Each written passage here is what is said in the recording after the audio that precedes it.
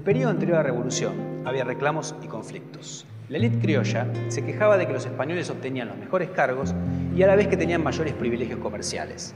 Por otra parte, enfrentaban una presión cada vez mayor de la corona española, que desde el siglo XVIII controlaba más sus territorios y cobraba más impuestos.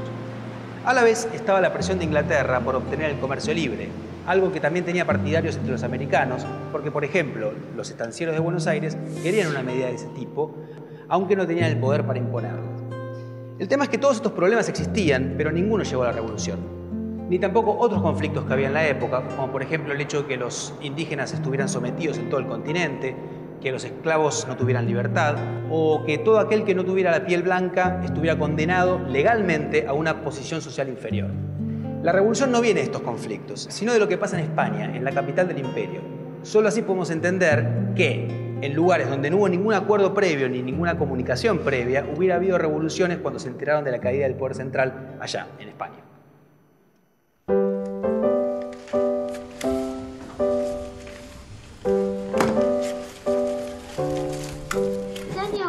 Pero entonces, ¿nosotros nos queríamos liberar de España?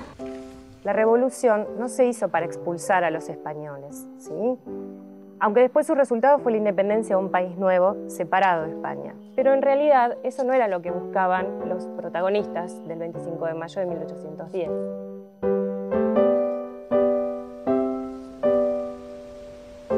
Es importante recordar que en ese momento no había nada que se llamara Argentina. No existía, ni siquiera como idea. La gente nacida en el Virreinato del Río de la Plata se identificaba con el lugar en el que había nacido. Es decir, eran cordobeses, riojanos, salteños, potosinos, asunceños, santafesinos, orientales, cochabambinos y muchos otros. Los porteños usaban a veces el nombre argentinos, que significaba que eran del Río de la Plata, porque argentum era plata en latín. Todos ellos se consideraban además americanos. No había una identidad nacional. Los países de Hispanoamérica, Argentina entre ellos, se inventaron después de la independencia. No existían antes de 1810.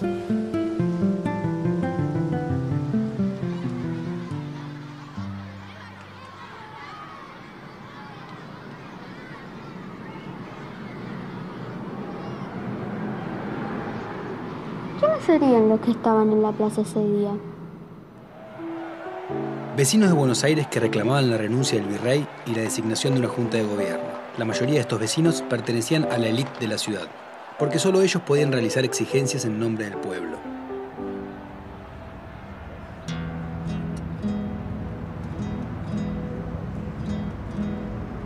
¿Era gente de clase alta la que había en la plaza? Bueno, la mayoría sí, la mayoría de los que estaban en la plaza eran de clase alta, lo que se llamaba la élite, la gente decente se autodenominaban. Ustedes se dan cuenta porque eran los que usaban levitas, ¿sí? O sea, grandes prendas, aunque esta foto, otra vez, no es una foto, es un cuadro, pero no es de la época, fue pintado mucho tiempo después.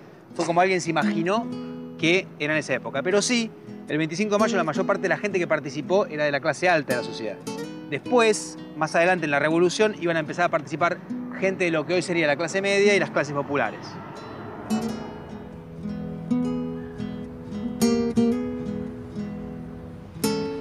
¿Había mujeres ahí como muestra en el cuadro?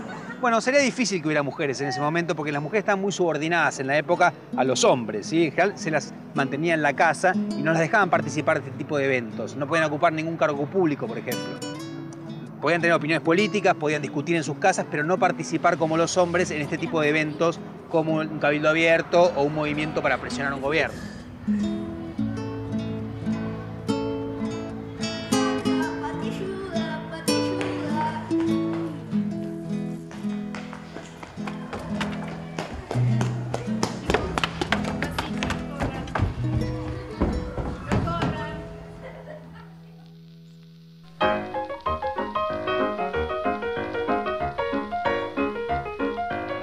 Mezcla los negros. Eran muy pobres de África. Cuando sirven a otro por obligación.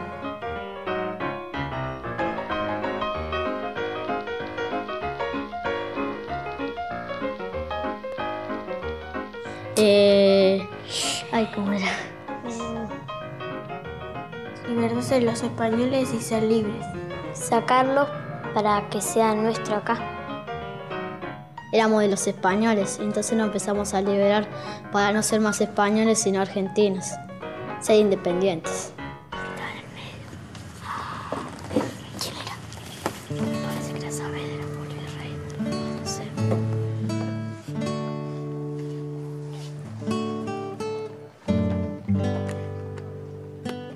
Señor, ¿era verdad que French y Beruti repartían escarapelas?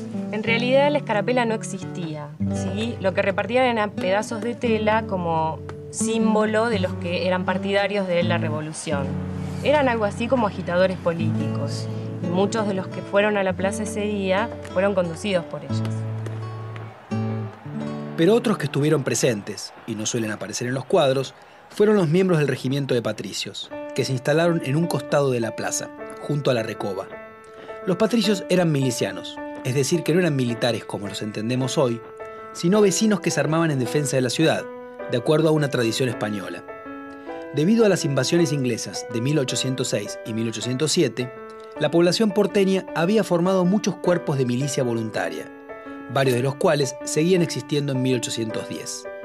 El más poderoso era el de patricios, es decir, nacidos en la patria, que en esa época era el lugar de nacimiento de cada uno. Los patricios eran entonces porteños o gente que hacía mucho tiempo vivía en Buenos Aires. El apoyo de ese cuerpo fue fundamental para asegurar el triunfo de los revolucionarios, dado que no había ninguna fuerza que pudiera oponérseles. Y de hecho, el presidente que se nombró en lugar de Cisneros fue el jefe de los patricios, Cornelio Saavedra. Así se mostraba quién tenía más poder en Buenos Aires.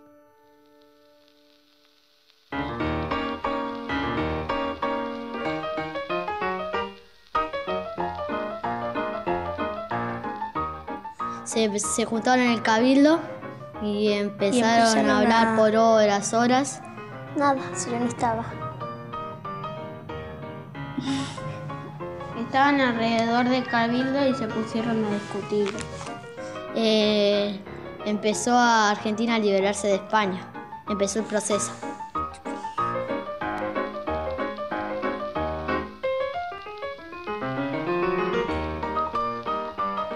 Yo no sé, a ver.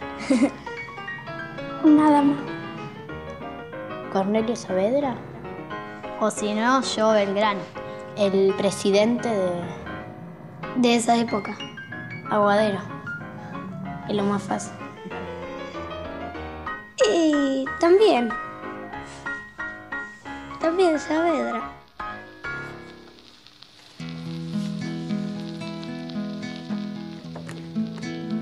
Nunca se dio la famosa escena de la gente en el balcón y la multitud en la plaza.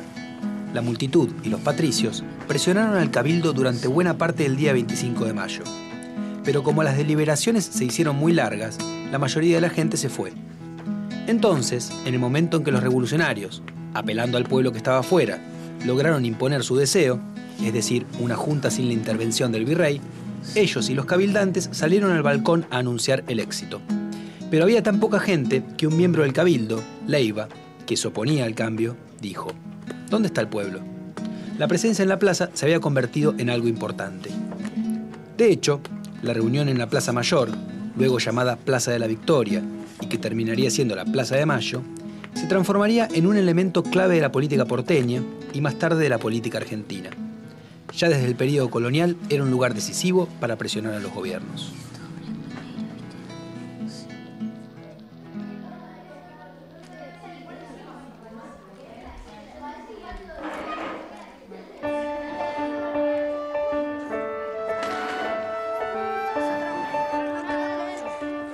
El 25 de mayo de 1810, los revolucionarios querían autonomía, más posibilidades de tomar decisiones propias. Pero es importante entender que al principio querían esa autonomía adentro del imperio, sin romper con el rey. No buscaban la independencia.